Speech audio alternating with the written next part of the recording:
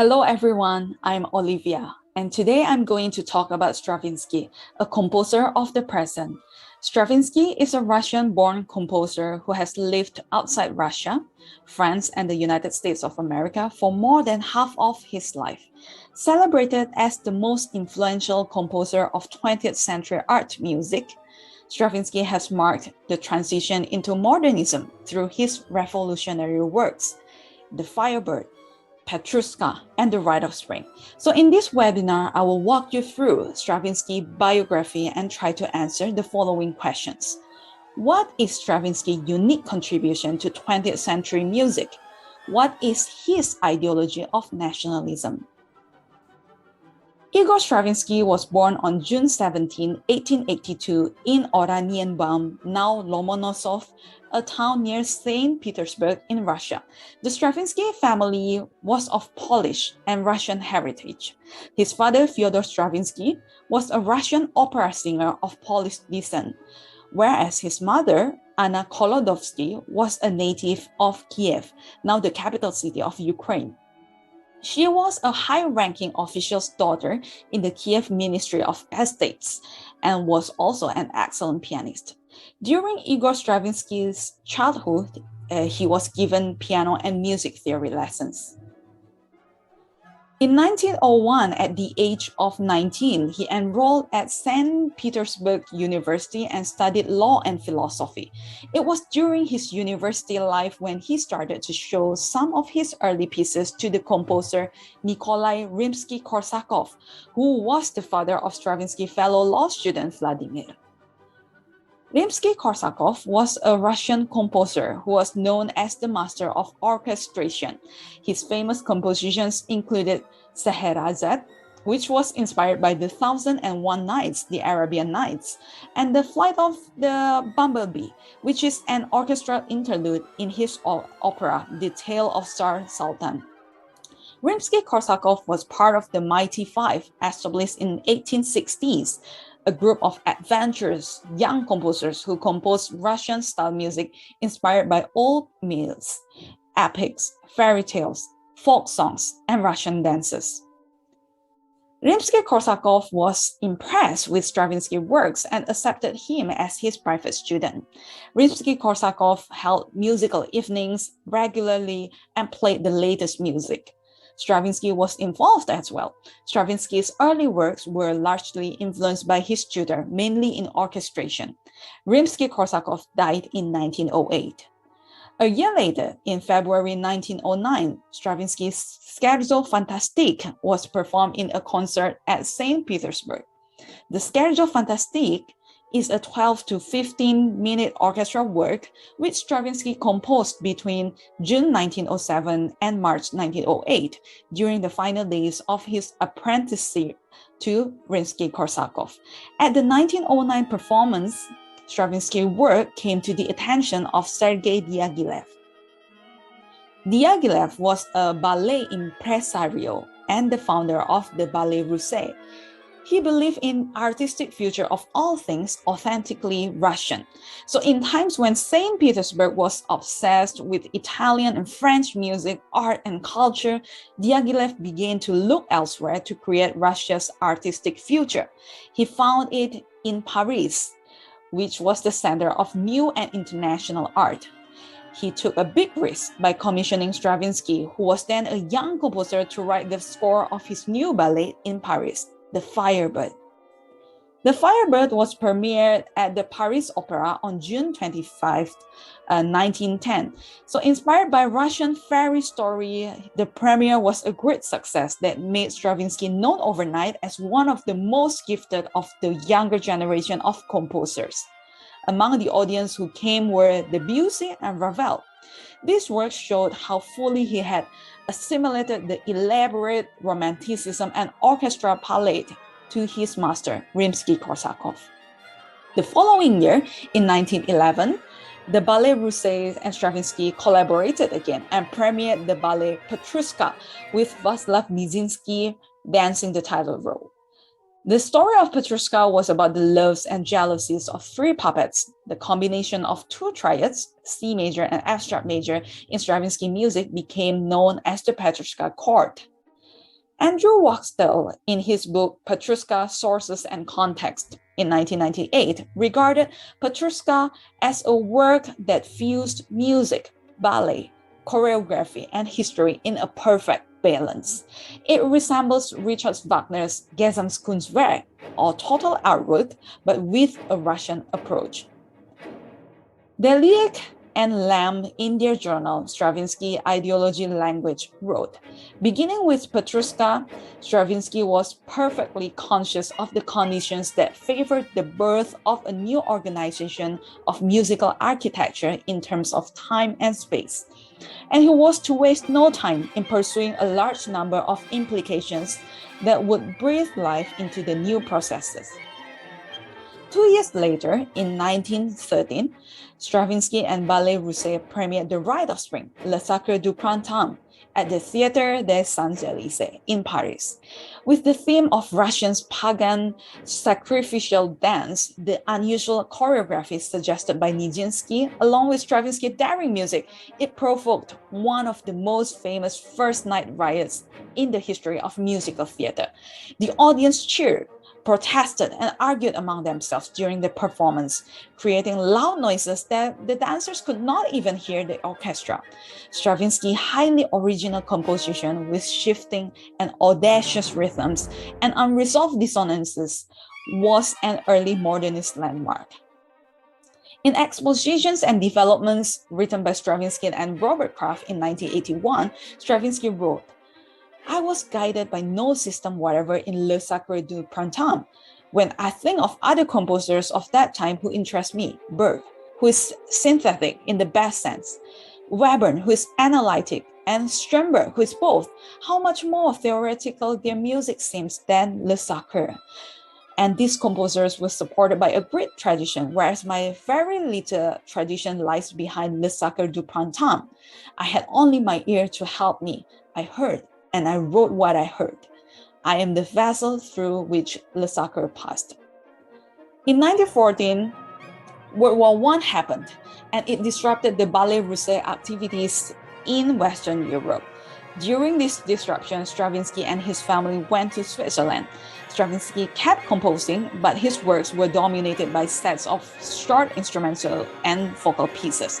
These works are based variously on Russian folk texts and idioms, ragtime, and other style models from Western popular or dance music. So his other works included The Wedding, a ballet cantata which is based on the text of Russian village wedding songs, and The Soldier's Tale, a mixed media piece using speech, mime, and dance, accompanied by a 7-piece band, septet, which incorporates ragtime, tango, and other modern musical idioms. In 1920, Stravinsky left Switzerland and lived in France until 1939, age 57. So he lost his property during the Russian Revolution, so he decided to stay in France instead. He eventually took French citizenship in 1934. Pulcinella, 1920, was the first new work presented by the Ballet Russe at the Paris Opera after World War I. The costumes and stage set were designed by Picasso, which carried both the traditional Commedia dell'arte images, but placed within a cubist design. Stravinsky used 18th century music as the source material, but twisted it in a modern way. The music is full of playfulness and joy. Pulcinella marked the beginning of Stravinsky's new musical language, which scholars refer to as the neoclassical period. Here are the pictures of Stravinsky and Picasso's drawings of Stravinsky and her music cover. Neoclassicism was a trend in which composers sought to return to the classicism aesthetic, which focused on order, balance, clarity, and emotional restraint. So this was the reaction against the flamboyant emotionalism and perceived formlessness of late Romanticism. Although in many ways, neoclassical music returned to the forms and emotional restraint of 18th century music, works by neoclassical composers such as Paul Hindemith, Erik Satie, and Stravinsky are distinctly of 20th century.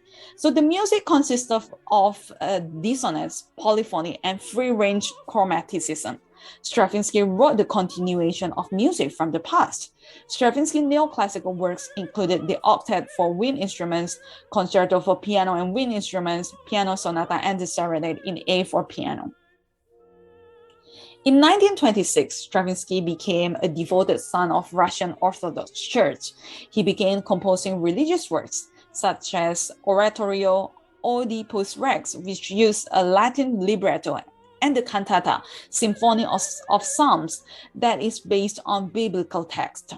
He also still composed ballet music with neoclassicism, such as Apollon Musaget, Apollon as the leader of the Muses, and Persephone.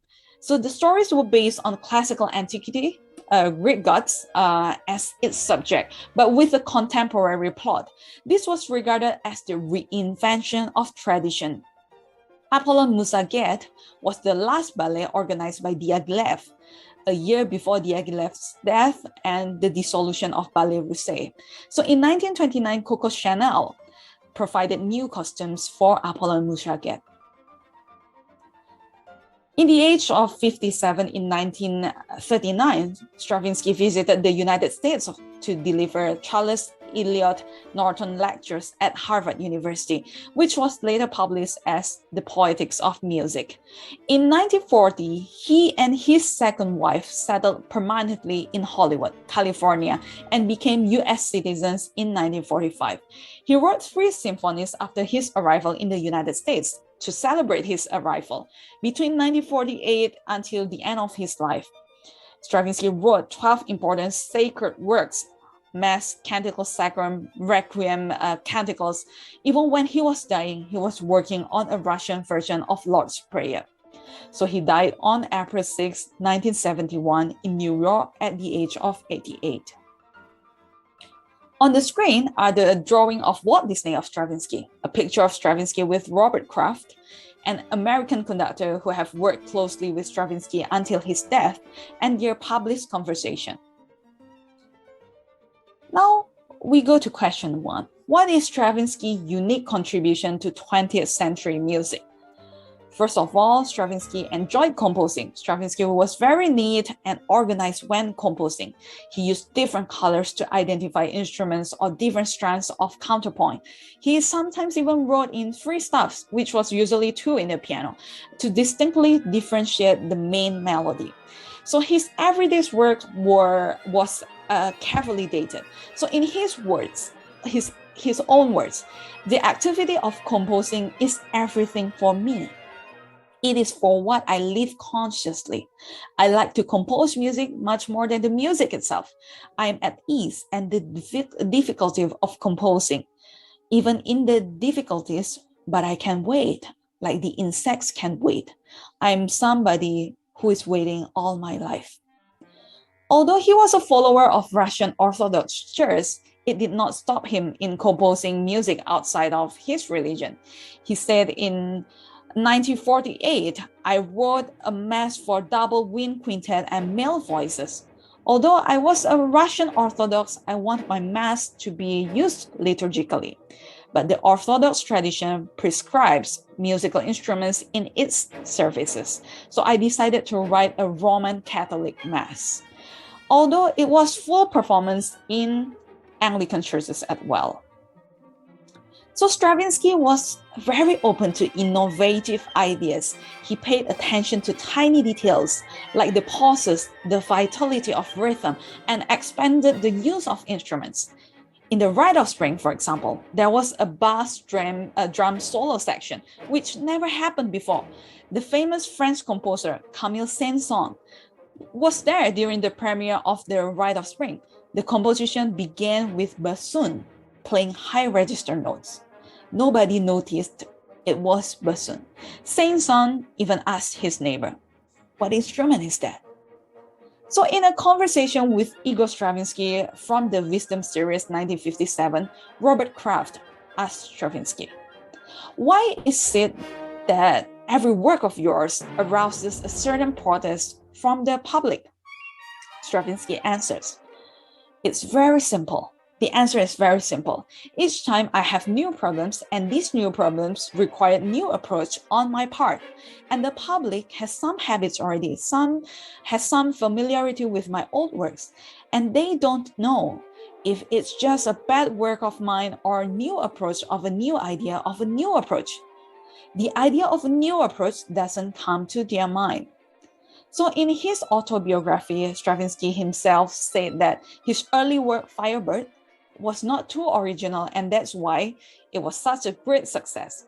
So in Stravinsky Journey's documentary, Stravinsky Myth and Rituals, he said, I live neither in the past nor in the future. I am in the present.